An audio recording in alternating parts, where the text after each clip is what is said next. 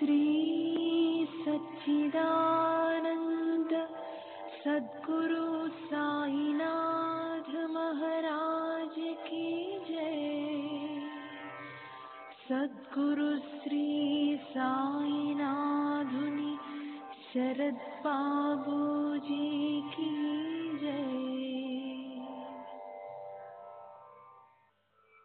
సాయి వంటి దైవంబు లేడోయి లేడోయి, ప్రజలందరి నోట సాయి నామం పలకాలి, సర్వత్రా సాయి రూపం రంజిల్లాలి, ముజ్జగాలు సాయి మహిమతో ముప్పిరిగొనాలి.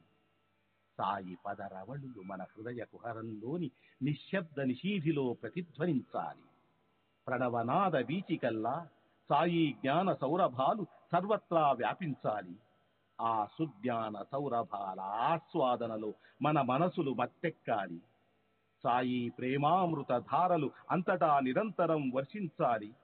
ఆ ప్రేమామృత ధారలలో తడుస్తూ, ఆ జ్ఞాన సౌరభాల మత్తులో ఆనందంగా నర్తిస్తూ సాయి వంటి దైవంబు లేడోయి లేడోయి అని అందరూ ఏకకంఠంతో గానం చేయాలి. అదే నా ఆశ, ఆశయం, ఆకాంక్ష. అదొక మధుర స్వప్నం.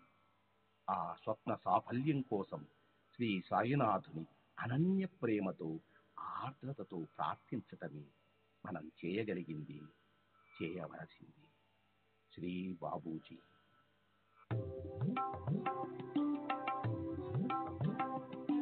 సాయి బాబా, సాయి బాబా, సాయి బాబా,